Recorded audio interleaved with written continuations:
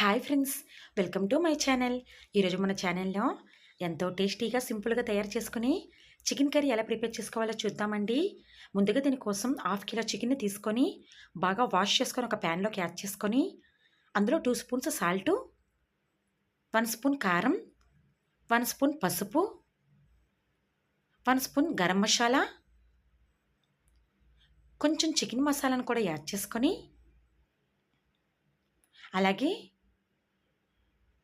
2 spoons ginger garlic paste,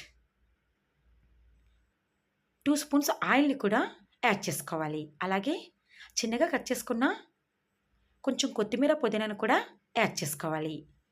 చివరగా ఒక 3 spoons పెరుగును కూడా యాడ్ చేసుకొని ఈ మసాలా అంతా చికెన్ పీసెస్కు బాగా పట్టేలాగా మిక్స్ చేసుకోవాలి.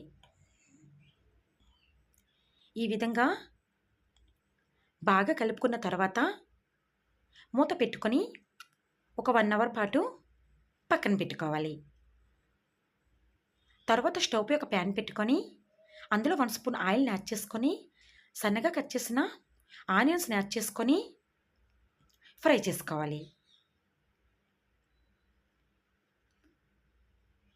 ఆనియన్స్ లైట్గా కలర్ చేంజ్ అయినంత వరకు కూడా ఫ్రై చేసుకోవాలండి. ఇవి ఎప్పుడైతే కలర్ చేంజ్ అవుతాయో వాటిని ఒక మిక్సీ జార్లోకి తీసుకొని చల్లారిన తర్వాత మిక్సీ పట్టుకోవాలి.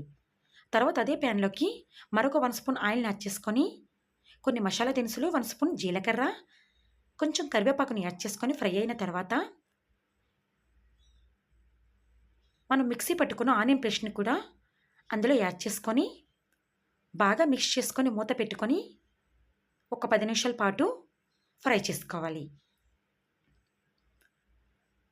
ఆనియన్స్ పేస్ట్ ఈ విధంగా మగ్గిన తర్వాత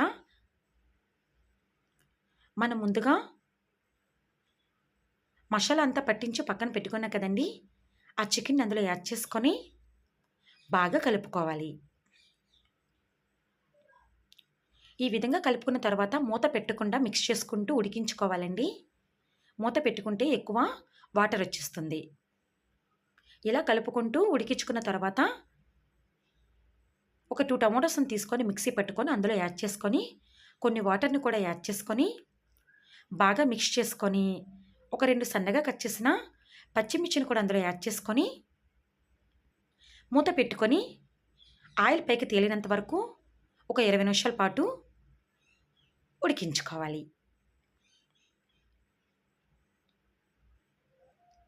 ఈ విధంగా 20 మినిట్స్ తర్వాత మనకి ఆయిల్ అనేది సెపరేట్ అవుతుందండి.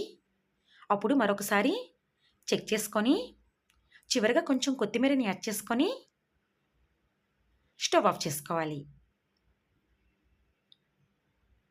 అంతేనండి, ఎంతో టేస్టీగా సింపుల్గా తయారు చేసుకుని చికెన్ కర్రీ రెడీ. దీన్ని మనం రైస్తో కానీ బిర్యానీతో కానీ తింటే చాలా బాగుంటుందండి. టేస్ట్ అయితే చాలా బాగుంటుంది. అలాగే పీసెస్ కూడా త్వరగా కుక్ అవుతాయి. మీరు కూడా తప్పకుండా ఈ ప్రాసెస్లో ట్రై చేయండి.